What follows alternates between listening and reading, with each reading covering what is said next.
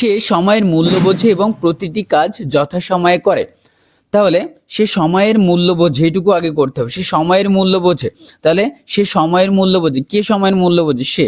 তাহলে সে সময়ের মূল্য বোঝে, এখানে বোঝাটা ভার্ব, তাহলে হি আন্ডারস্ট্যান্ডস কি বোঝে? সে সময়ের মূল্য।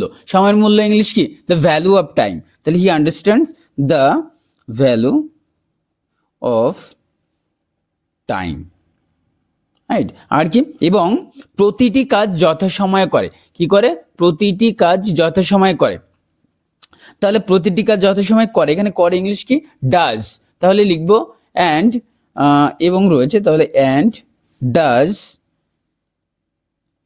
প্রতিটি কাজ, ডাজ এভরি ওয়ার্ক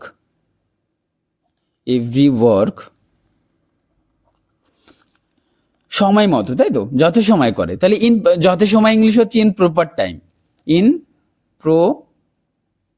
টাইম। তাহলে প্রপার টাইমে কিন্তু প্রতিটি কাজ সময় মতো প্রতিটি কাজ করে। তাহলে he understands the value of time and does every work in proper time. পরের সেন্টেন্স